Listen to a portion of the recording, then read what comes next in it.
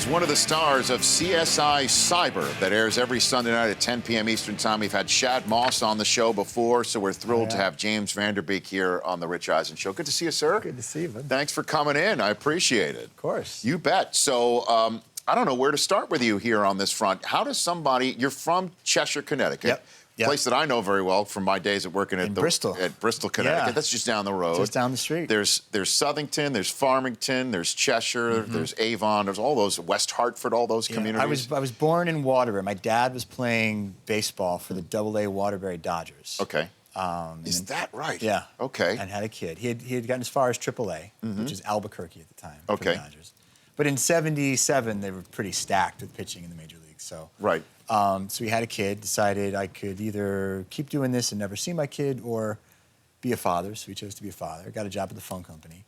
And yeah, I had the opportunity to maybe root for the Patriots, but I hated everything about them. Why? I hated the stupid Minuteman and the three-point stance on the helmet. Yeah. I hated that awful pre-Foxborough Stadium with the metal benches and the freezing. The thing that really clinched it for me, why I hate the Patriots, is I went to a game. I thought, okay, so many people like the Patriots. I'm not really New England. Connecticut's kind of like the redheaded stepchild of New England. We're called Southern New England. Yeah. You know, we're not really New England. We don't. Yeah, really, you're not Rhode Island. There's no Connecticut team. There's no Vermont in you. Exactly. Sure, New Hampshire. Yeah. So right. I went there. Drew Bledsoe, down by 3, 20 seconds left in the clock. Yeah. 3rd and goal. He drops back. He's got nothing. All he has to do is throw the ball away. We have no timeouts left. Right. Throw the ball away, we kick a field goal, going overtime. He decides to run. He gets tackled at the 5-yard line. The clock runs out, and we lost the game. And there went I decided right then and there I was never going to root for the Patriots, and it's only come back to bite me in the ass about 5 Super Bowls.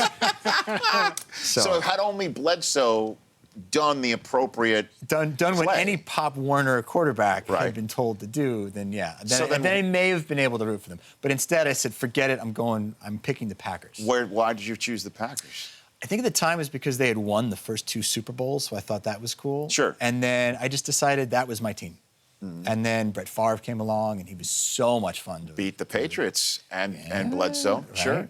Right. With my University of Michigan man, Desmond Howard. Yes. You know, running him back. Running him back the return. Yes, exactly. Yeah. He was the MVP of that Super Bowl. He was. He was that, yeah. Still the only special teamer to win the Super Bowl MVP. I did not know that. Yes. Yeah, I'm trying to leave you with more information than what I'm learning things. But I know you're a diehard NFL fan because I have seen you play in these Madden All-Star flag football games. Yes. I've seen you in 2 of them. Okay, yes. And I love the stories of the celebrities who play in these because it's like kid in the candy store type stuff. Like, for instance, you work with Ted Danson and Patricia Arquette. Yeah.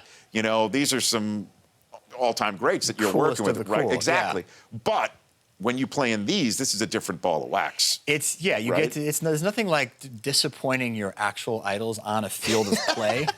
You know what I mean? Who have you let down? Who have you let down? Well, Kurt Warner was on my team. Oh. We were on defense. Yeah. They were at the very end of the game.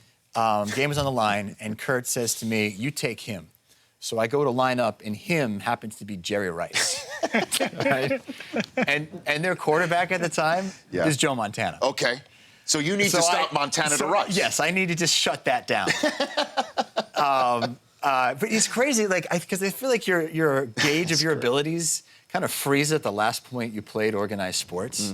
So at one point, I caught a pass from Kurt Warner, which you just run, you turn around, and it's right in your hand. I understand why they called him Jesus in a helmet. Yeah, that guy is amazing. But I caught a pass, and I had one guy to beat, and that one guy is Deion Sanders. And there's a little voice in the back of your head that goes, "You could deke him." And so I took one kind of stutter step, and he was on me like a lion on a baby gazelle. Yeah. It was just the saddest thing you'd ever seen. Well, you know, Deion, I've known him for a very long time, getting fortunate to work with him and running my 40-yard dash in my suit every year as I do at the Combine.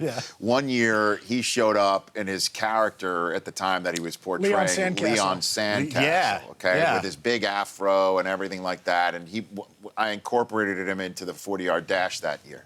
And Deion is running backwards in costume with the afro on.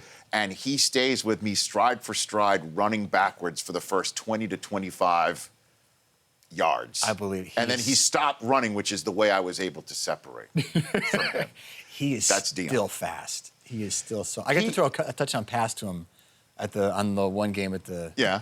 And it was like the greatest moment of my life. Yeah, I mean, and he probably watches your show. He watches a lot of television. Does he? Yeah, Prime watches a lot of TV. I Yeah, love it. Yeah, Deion's into it. I'm here with James Van Der Beek here on the Rich Eisen Show. So, growing up in Cheshire, did you have any ESPN Sports Center anchors and personalities who just lived around you? Yeah. Chris Berman lived. I mean, very, very close to. You were a neighbor of Chris Berman. I was a neighbor of Chris Berman. Yeah. Has he ever given you a nickname? Has he? Yeah. Do you have a Berman nickname? It sounds like your last name would be perfect. You could really go to town on my last name. Yeah. My nickname in college was Vander, and then anything anybody wanted to put at the end of it. Just fill in the blank. Appropriate or not. Yeah. Just ran the whole gamut. A lot of not safe for work ones. Yeah, a lot of not safe for television. So Berman, you just be driving in the neighborhood, and there's Chris Berman behind the car. Yeah. I mean, I think there were some Chris Berman sightings. It was a rumor that he lived around, and then we kind of, as neighborhood kids, kind of figured out exactly which part of the neighborhood he lived in. Right. James Vander, what would it be? Vander, James Vander, wet my beak. Yeah, what would that's it be? probably what he would go with. He would go with a Godfather reference. I don't know. That sounds more Brockmeyer than Berman. But yeah. I mean, Berman. I know there's everybody. It just because people watch SportsCenter and think that that's the type of person that you are, and then you actually get to know that person, and they really are the same person. Berman's one of those people, and then just they go to the grocery store. Yeah, exactly. Yeah. He grows up in your area. So CSI Cyber, you play a forensic expert, ex-military, self-proclaimed action junkie. Yes. In this show, are you enjoying? What you're doing it means I get to run after a lot of guys, throw a lot of cuffs on people, jump over a lot of stuff. It's been a really physical role.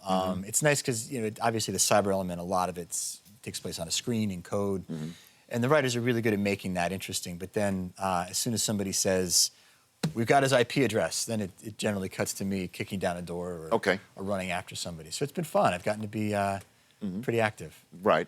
And is any of what you've learned about phones and hacking cell phones, did that give you any insight into Deflategate in any way, shape, or form, James?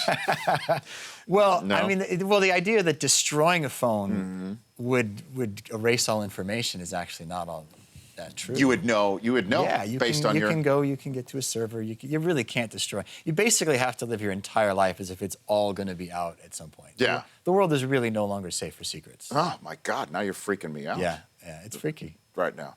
So, did you hear the argument? You're a man of the world. You've been in some situations, obviously, and some of your movies and some of your television shows. Have you heard the argument that's going on with the Chris Command Center, James? Do you need to be brought up to speed a little bit? I was backstage in the green room. The sound was down at the time, and I saw a shaky video of somebody with no pants in a car. That would be Chris Law, our bearded wonder over there, who took his pants down in the car on the way to the Rose Bowl yesterday with Chris Brockman driving. Because Brockman likes, as he says, to have the windows down while driving.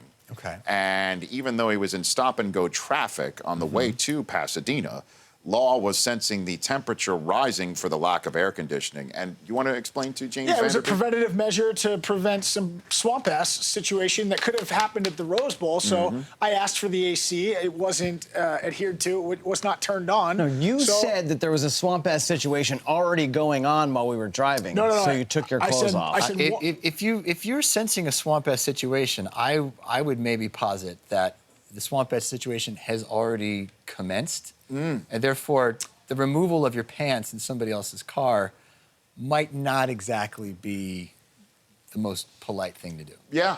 I think you're missing the point here, James. You're not a polite person. I feel like I'm definitely missing the point. Please illuminate me. The air conditioning should be on. Stop-and-go traffic in central LA. Well, I think what he's also... That's true. It was 75 degrees out. But, I mean, which is cool for us now, which is really sad. That's what I'm saying. That's like reasonable. Do you have kids? Yes, I do. How many kids do you have? I have 3 kids. So if you're, and how old are they? They are 5, 3.5, and 20 months. So you are in the soup. I've got 7, 4.5, and 2. There you go. So you and I both know that if your child wants his or her way, you have a mix of both? Yeah, girl, boy, girl. Okay. His or her way, taking their pants off might be a way of getting your attention of a parent and demanding their way, right? Does that sound like somebody that... A pretty effective way. A pretty effective Yeah, way? yeah. And Brockman was saying that he cannot give it. You can't reward that sort of behavior. No, you cannot reward. You have to ignore it. Yeah, you cannot indulge Am I that leading the behavior. witness? Is that what I'm doing No, right you're now? full on leading. Okay. This is what it sounds. Does this sound like anything to you that sounds familiar to your children that are not very old at all? You know, I mean, No? You know, it's the kind of thing. Honestly, I think we're probably encouraging this behavior by discussing it. So it's like right now we're showing somebody on the field running onto a fan jumping out of the stands running on the field. We're totally showing their face and saying their name on national television along with their Twitter handle. Is what we're doing. This happens every day, James. But as the driver, it's like you're the host. It's like you're welcoming someone into your house. You want them to be comfortable when they're in your That house. would also make you the house guest. Yeah, I'm encouraging poor behavior of my guests. And if he were to come into your house and remove his pants and sit on your couch. Yeah. Well, if it was a heat situation, though, I'd turn on the AC, though. Yeah. So you Here's asked the him to deal. turn on the AC and he flat out refused. Yeah. I don't have air He's conditioning cheap. in my That's the real house. reason. I grew up with no air conditioning in any of my houses or any of my vehicles. from Maine, so the all real of a sudden New I'm England. going to Okay. turn on air conditioning because it's 75 and you're sweaty because you're wearing pants? They were thick pants, too. It was Before we let James go, I know you want to ask him a Varsity Blues question, right, Brockman? You love that movie? Oh, man, I don't even know where I begin. What's John Voight like as a coach?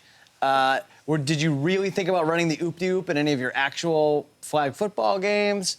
I mean, I could go so many different directions. I mean, basically every flag football game is pretty much the oop-de-oop. Right. I mean, yeah, you just all as many wide receivers. Did as you can anyone get. actually ask Miss Davis to the prom?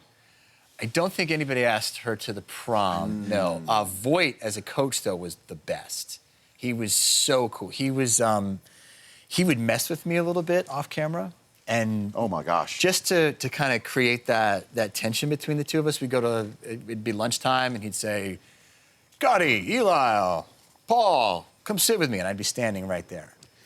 But he never took it to the point where it destroyed me, so he would always give me a little bit of a wink, like letting me know that he was doing it on purpose. If he ever thought I was really... There's one scene at the end of the movie where we're in the locker room, and they're putting the needle Yeah, and he in goes Wendell's after you. knee. And I start talking, I was making a speech. He was sounding a little bit speechy. It was getting a little bit long. I was having some trouble kind of getting all the way through it. And Voight turns and slams the door in my face. And so, boom, I slammed it back open, and it got me through the rest of the speech. And John turns around and goes, "It's good, do that." And I realized it was like the ultimate assist. He had realized that I was having trouble getting through the speech, and he thought, let me slam the door so that'll give him the juice to get through the rest of it. And that's when I realized there's a whole nother level to this. Awesome. Did you grow up To playing this day. football? Like, how many of the actors were actually kind of football players? Like, how much coaching did you need for those scenes? We all played football growing up, and we had doubles, and our doubles would run the play, and everything was diagrammed. We had a Varsity Blues playbook that was that thick. I mean, down to stunting guards, everything. It's the only way to really do it safe and make it look full out. And then to go full out, you got to hire really talented guys. And so our doubles would run it, and then we would come in and run it. It's fantastic, So man. yeah, it was a lot of fun. Well, I appreciate you coming on and sharing all these stories. We didn't even get to our mutual love for Don Mattingly. Donnie, I'm so Me too. heartbroken he's gone. He's the best. By the way, my daughter's middle name, Mattingly. Is it? Oh, yeah. And my wife's from New England. Yeah. You know, that was sometimes you gotta- the poster that I had on my wall. Was Donnie baseball. Me too. The Hitman poster, the one where he had the bat like he was a gangster. No, I had the one he was in his follow through from a swing. Oh my gosh, Yeah.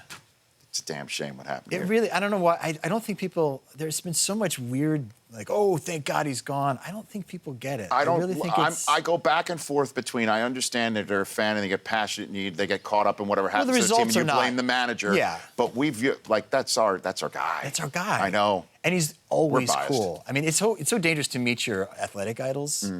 But every time I've met him, he's been so cool. And you make an ass of yourself too, right? Because that's what I do. Yeah, totally.